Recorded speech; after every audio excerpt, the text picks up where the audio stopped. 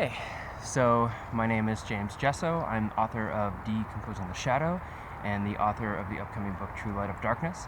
This video is essentially to give you a heads up on really what that book's all about now that it's funding on Indiegogo and is getting a lot of attention. So if you haven't actually seen the original video for the campaign yet, you should probably just check it out. And I don't know where you can see me, but I'll try to make it so that this right here is a link to the original video. And I guess my intention is essentially just to let you know what this book is, because I've kind of had some ambiguous statements about it, some larger brush strokes as to what the book represents or what I believe it can represent. But I want to give you a download of what the actual content of the book is. So what you'll explore in that book is 3 of my own psilocybin experiences, specifically 3 of the darkest experiences I've ever had, or at least 3 wherein the dark aspects of it were the most influential in my memory now. Wherein each story, as the book progresses, becomes darker and the narrative becomes more complex. It feeds more insight into the actual story.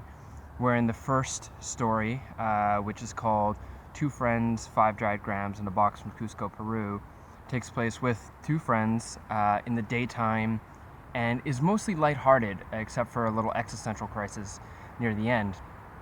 The second story, which is The True Light of Darkness, takes place at night. It's with 1 other friend, and the experience was welcomed. The mushroom experience was welcomed as a means for both me and the other person in the story to explore ultimately some defunct behavioral and thought patterns that we both had going on in ourselves. And it gets pretty dark. It really, that particular experience is one that probably, had I not navigated it the way that I did, might have been the total psychotic break of my total psychotic break. But there was a lot to be gained there, which you'll see when you read it.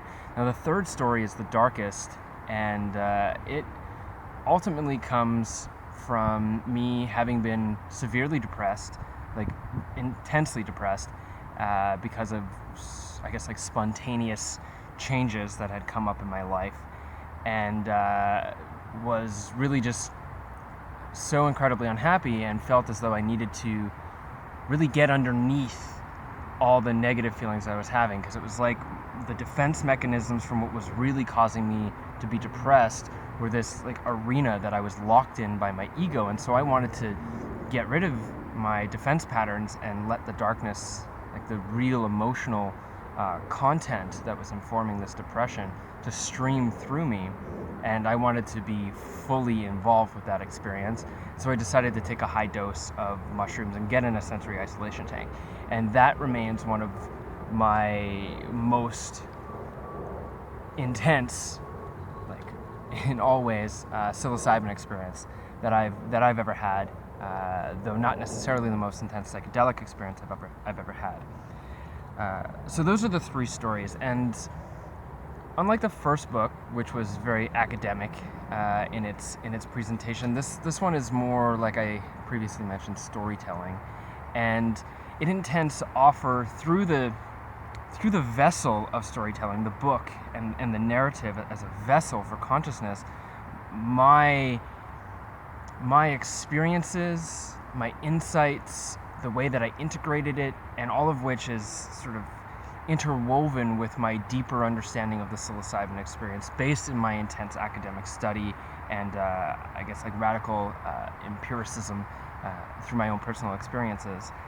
And it does so in a way that I believe offers more than what I know that I'm offering, and that more is only something that you'll be able to find. And I feel as though whatever it is that you discover in yourself reading this book is something that I feel is going to be very valuable to basically the progression of psychedelic culture.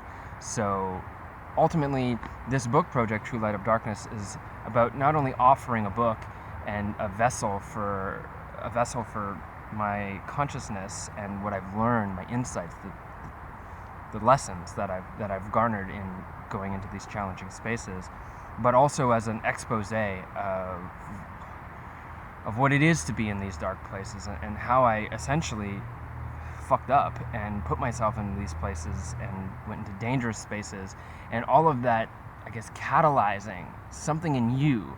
And the thing that comes out of you in reading this book is where the value is. And so without you, the value of this book doesn't really exist. I mean, it's valuable to me, but what I deem as being valuable is inconsequential to the grander movement of a culture, or of any idea set within a group of people. So I hope that you kind of caught something in this video, and if you're interested in not only reading this book, but actually participating in the funding of the book, like being a contributor to the process, not just and someone who's, I guess, welcoming the end product of the book itself into their lives, then check out my Indiegogo campaign, which is going to be linked, like, I don't know, here or down below, and take a look at what I've got going on there, including pre-orders of the book, visionary art inspired by the book, and several other options. So thank you very much for taking the time to listen to me talk about this, and whatever you choose to do from here, I hope that it is inspired and honest. Take care.